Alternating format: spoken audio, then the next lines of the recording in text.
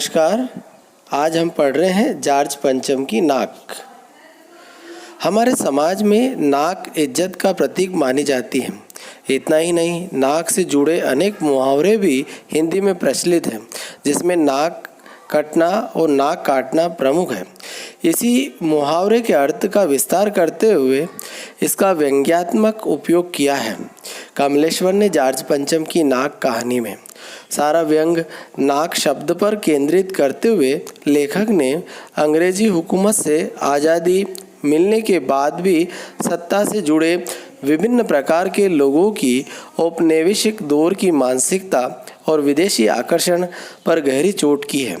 अपने कथ्य में सफल यह कहानी पत्रकारिता की सार्थकता को तो रेखांकित करती ही है, साथ ही व्यावसायिक पत्रकारिता के विरुद्ध भी खड़ी दिखाई देती है। कथाकार के साथ साथ कमलेश्वर का सफल पत्रकार का रूप भी यहाँ देखा जा सकता है। तो पढ़ते हैं जॉर्ज पंचम की नाक। कमलेश्वर। यह बात उस समय की है जब इंग्लैंड की रानी एलिजाबेथ द्वितीय मैं अपने पति के हिंदुस्तान पधारने वाली थी। अखबारों में उनकी चर्चा हो रही थी। रोज़ लंदन के अखबारों से खबरें आ रही थी कि शाही दौरे के लिए कैसी तैयारियां हो रही हैं। रानी एलिजाबेथ का दर्जी परेशान था कि हिंदुस्तान, पाकिस्तान और नेपाल के दौरे पर रानी कब क्या पहनेगी। उनका सेक्रेटरी और शायद जासूस भी उनके पहले ही इस महाद्वीप का तूफानी दौरा करने वाला था। आखिर कोई मजाक तो था नहीं। जमाना चूंकि नया था, फौज पाटे के साथ निकलने के दिन बीत चुके थे, इसलिए फोटोग्राफरों की फौज तैयार हो रही थी। इंग्लैंड के अखबारों की कतरनें हिंदुस्तानी अखबारों में दूसरे दिन चिपकी नज़र आती थी कि रानी ने एक ऐसा हल्के नीले रंग का सूट बनवाया है जिसका रेशमी कपड़ा हिंदुस्तान से मंगवाया गया है कि करीब 400 पाउंड खर्चा उस सूट पर आया है। यहाँ पे बेटा 400 पाउंड जो है वो सबसे ज़्यादा पैसे में आता है। जैसे डॉलर की कीमत अभी 75-76 रुपये है, तो पाउंड की उससे ज़्यादा है। और ये उस समय की बात है, तो अभी तो और काफ़ी कुछ बढ़ गया होगा। 400 पाउंड से आप सोच लीजिए कि अब कितना हो जाता है। रानी एलिजाबेथ की जन्मपत्री भी छपी, प्रिंस फिलिप के कारनामे छपे, और तो और उनके नौकरों, बावर्चियों, खानसामों, अंगरक्षकों की पूरी जीवनियाँ देखने में आई। शाही महल में रहने और पलने वाले कुत्तों तक की तस्वीरें अखबारों में छप गई। बड़ी धूम थी, बड़ा शोर शराबा था। शंख इंग्लैंड में बज रहा था, गूंज हिंदुस्तान में आ रही थी। इन खबरों से हिंदुस्तान में सनसनी फैल रही थी। राजधानी में तहलका मचा हुआ था।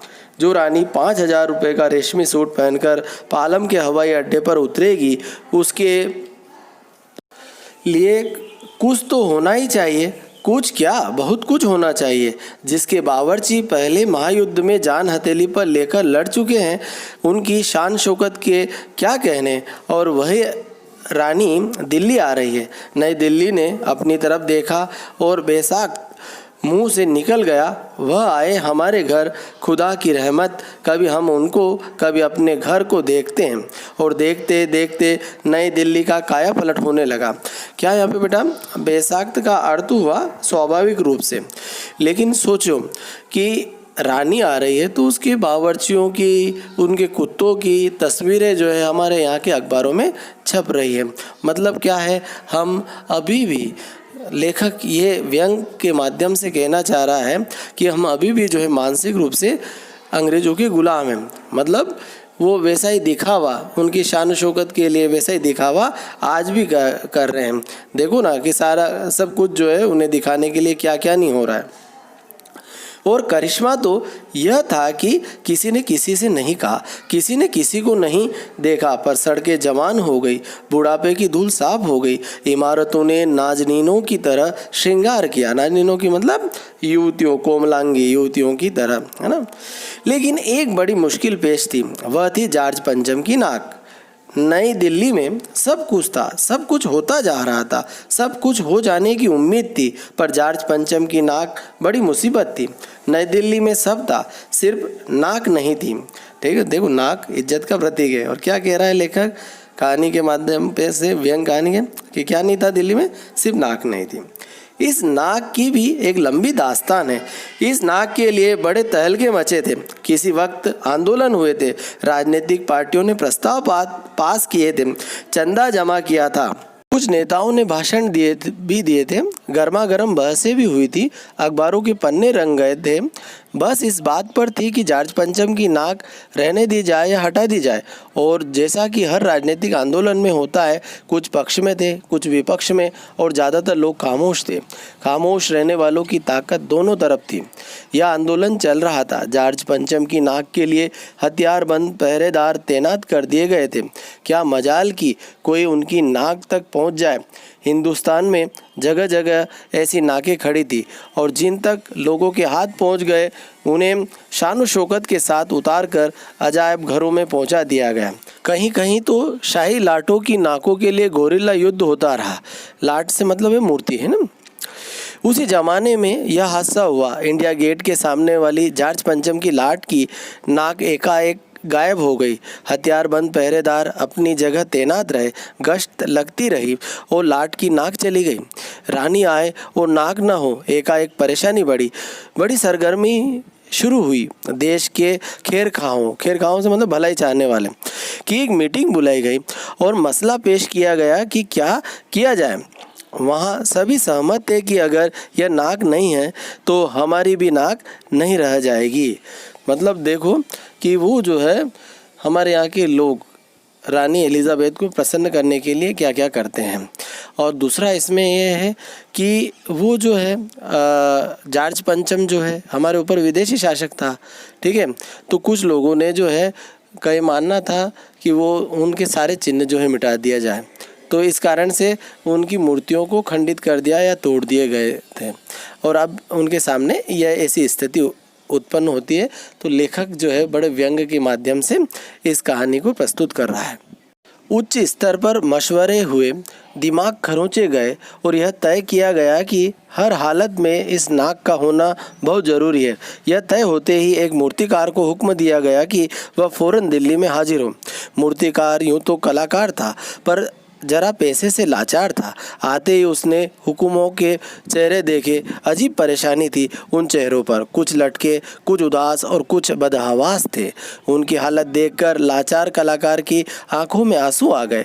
तभी एक आवाज़ सुनाई दी, मूर्तिकार, जॉर्ज पंचम की नाक लगानी है। मूर्तिकार ने सुना और जवाब दिया, नाक लग जाएगी, पर मुझे यह मालूम होना चाहिए कि यह लाट कब और कहाँ बनी थी। इस लाट के लिए पत्थर कहाँ से लाया गया था। सब हुकुमों ने एक दूसरे की तरफ ताका। एक की नज़र ने दूसरे से कहा कि यह बताने की जिम्मेदारी तुम्हारी है। खैर मसला हल हुआ। एक क्लर्क को फ़ोन किया गया और इस बात की पूरी छानबीन करने का काम सौंप दिया गया। पुरातत्व विभाग की फाइलों के पेट चीरे गए पर कुछ भी पता नहीं चला। क्लर्क ने लौटकर कमेटी के सामने कांपते हुए बयान किया, सर मेरी खता माफ़ हो, फाइलें सब कुछ हजम कर चुकी है। देखो कितने सही तरीके से लेखक ने व्यंग किया है। हमारे यहाँ पे जो है यही होता है। क्या कहा कि फाइलें सब कुछ हजम कर चुकी है। अब कहाँ से आई, पत्थर आया था, कितना पैसा लगा था, क्या हुआ था, सब कुछ गायब, कुछ भी पता नहीं। जैसे हमारे यहाँ पे भी जो है ना संसद में कहा जाता है कि कोयले की फाइलें ही गायब हो गई और बड़े बड़े घोटालों का कुछ पता ही नहीं चलता है। हुकुमों के चेहरे पर उदासी के बादल छा गए। एक कास्ट कमेटी बनाई गई और उसके जिम्मे यह काम दे दिया गया कि जैसे भी हो यह काम होना है और इस नाक का दारोमदार आप पर है। दारोमदार से मतलब किसी कार्य के होने या न होने की पूरी जिम्मेदारी या कार्यभार। आखिर मूर्तिकार को फिर बुलाया गया। उसने मसला हल कर दिया। वह बोला, पत्थर की किस्म का ठीक पता नहीं चला तो परेशान मत होइए, मैं हिंदुस्तान के हर पहाड़ पर जाऊंगा और ऐसा ही पत्थर खोज कर लाऊंगा। कमेटी के सदस्यों की जान में जान आई। सभापति ने चलते चलते गर्व से कहा, ऐसी क्या चीज़ है जो हिंदुस्तान में मिलती नहीं। हर चीज़ इस देश के गर्भ में छिपी है। ज़रूरत खोज करने की है। खोज करने के लिए मेहनत करनी होगी। इस मेहनत का फल हमें मिलेगा। आने वाला ज़माना खुशहाल होगा। यह छोटा सा भाषण फ़ौरन अखबारों में छप गया। मूर्तिकार हिंदुस्तान के पहाड़ी प्रदेशों और पत्थरों की खानों के दौरे पर निकल पड़ा। कुछ दिन बाद वह हताश लौटा। उसके चेहरे पर लानत बरस रही थी। उसने सिर लटकाकर खबर दी, हिंदुस्तान का चप्पा चप्पा खोज डाला, पर इस किस्म का पत्थर कहीं नहीं मिला। यह पत्थर विदेशी है। सभापति ने तेश में आकर कहा, लानत है आपकी अक्ल पर। विदेशों की सारी चीज़ें हम अपना चुके हैं, दिल, दिमाग, तौर तरीके और रहन सहन। जब हिंदुस्तान में बाल डांस तक मिल जाता है तो पत्थर क्यों नहीं मिल सकता। देखो, व्यंग कह रहे हैं कि हम सब चीज़ें अपना चुके हैं, सारी नकल विदेशों की कर रहे हैं। मूर्तिकार चुप खड़ा था। सहसा उसकी आंखों में चमक आ गई। उसने कहा, एक बात मैं कहना चाहूँगा, लेकिन इस शर्त पर कि यह बात अखबार वालों तक न पहुँचे। सभापति की आंखों में भी चमक आई। चपरासी को हुक्म हुआ और कमरे के सब दरवाजे बंद कर दिए गए। तब मूर्तिकार ने कहा, देश में अपने नेताओं की मूर्तियां भी है। अगर इजाज़त हो और आप लोग ठीक समझे तो मेरा मतलब है, तो जिसकी नाक इस लाट पर ठीक बैठे उसे उतार लाया जाए। सबने सबकी तरफ देखा। सबकी आंखों में एक क्षण की बदहवासी के बाद खुशी तैरने लगी। सभापति ने धीमे से कहा, लेकिन बड़ी होशियारी से, और मूर्तिकार फिर देश दौरे पर निकल पड़ा। जॉर्ज पंचम की खोई हुई नाक का नाप उसके पास था। दिल्ली से वह बम्बई पहुंचा। दादा भाई नौरोजी, गोखले, तिलक, शिवाजी, कासवजी, जहांगीर, सबकी नाकें उसने टटोली, नापी और गुजरात की ओर भागा। गांधी जी, सरदार पटेल, विट्ठल भाई पटेल, महादेव देसाई की मूर्तियों को परखा और बंगाल की ओर चला। गुरुदेव, रविन्द्रनाथ, सुभाष चंद्र बोस, राजा राम मोहन राय आदि को भी देखा, नाप जोक की और बिहार की तरफ चला। बिहार होता हुआ उत्तर प्रदेश की ओर आया। चंद्रशेखर आज़ाद, बिस्मिल, मोतीलाल नेहरू, मदन मोहन मालवीय की लाटों के पास गया। घबराहट में मद्रास भी पहुंचा। सत्यमूर्ति को भी देखा और मैसूर, केरल आदि सभी प्रदेशों का दौरा करता हुआ पंजाब पहुंचा। लाला लाजपत राय और भगत सिंह की लाटों से भी सामना हुआ। आखिर दिल्ली पहुंचा और उसने अपनी मुश्किल बयां की कि पूरे हिंदुस्तान की परिक्रमा कर आया, सब मूर्तियों को देख आया, सबकी नाकों का नाप लिया, पर जॉर्ज पंचम की इस नाक से सब बड़ी निकली। देखो बेटा, हमने इसमें ये भी देखा कि हमारे स्वतंत्रता संग्राम सेनानी, हमारे समाज सुधारक कौन कहाँ का था। जो इस पाठ से जो हमें वो भी पता चल रहा है कि कौन किसका क्षेत्र किस जगह से है, या उन्होंने अपना कार्य जो है पूरे हिंदुस्तान के लिए किया है, लेकिन वो कहाँ पर थे। सुनकर सब हताश हो गए और झुंझलाने लगे। मूर्तिकार ने ढांढस बंधाते हुए आगे कहा, सुना है कि बिहार सेक्रेटरीट के सामने सन 42 में शहीद होने वाले बच्चों की मूर्तियां स्थापित है। शायद बच्चों की नाक ही फिट बैठ जाए। यह सोचकर वहां भी पहुंचा, पर उन बच्चों की नाकें भी इससे कहीं बड़ी बैठती है। अब बताइए मैं क्या करूं।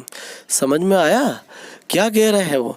हमारे बच्चे जो देश के आंदोलन में, जिन्होंने स्वतंत्रता आंदोलन में भाग लिया, उन बच्चों की मूर्तियों की नाक भी जॉर्ज पंचम की नाक से बड़ी निकली। नाक इज्जत का प्रतीक है। तो लेखक क्या कहना चाह रहा है कि वो जो हमारे लिए, देश के लिए जिन बच्चों ने कुर्बानियाँ दी, जिन नेताओं ने, जिन समाज सुधारकों ने इस देश के लिए कार्य किया है, वे हमारे लिए ज़्यादा महत्वपूर्ण हैं। उनका सम्मान हमारे लिए ज़्यादा महत्वपूर्ण है, ये वो बताना चाह रहा है। इसलिए उन सबकी नाकें जो है उस नाक से बड़ी निकली।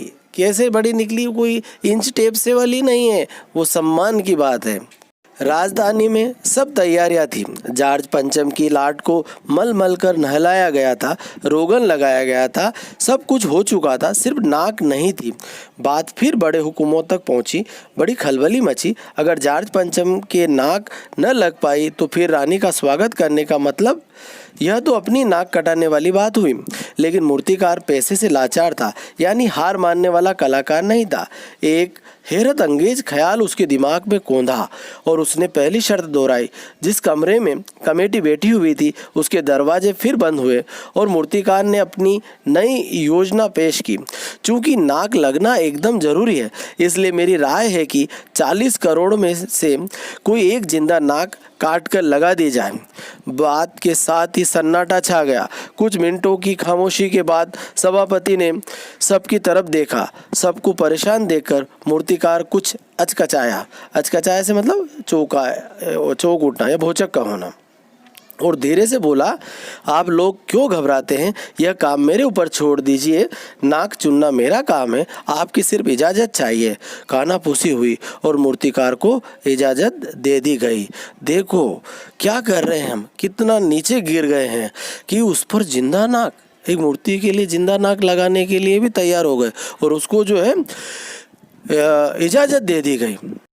अखबारों में सिर्फ इतना छपा कि नाक का मसला हल हो गया है और राजपथ पर इंडिया गेट के पास वाली जॉर्ज पंचम की लाट की नाक लग रही है।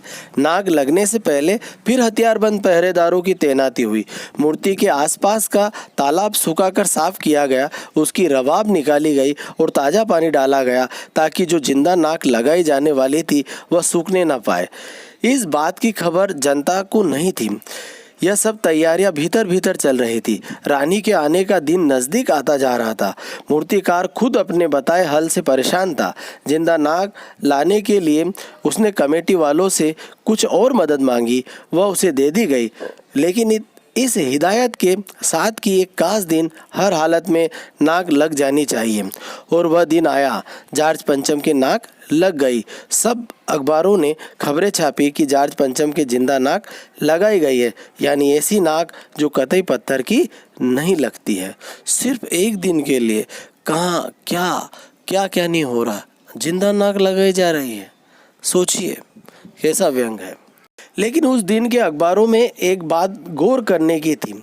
उस दिन देश में कहीं भी किसी उद्घाटन की खबर नहीं थी। किसी ने कोई फीता नहीं काटा था, कोई सार्वजनिक सभा नहीं हुई थी, कहीं भी किसी का अभिनंदन नहीं हुआ था, कोई मानपत्र भेंट करने की नौबत नहीं आई थी, किसी हवाई अड्डे या स्टेशन पर स्वागत समारोह नहीं हुआ था, किसी का ताज़ा चित्र नहीं छपा था। सब अखबार खाली थे। पता नहीं ऐसा क्यों हुआ था।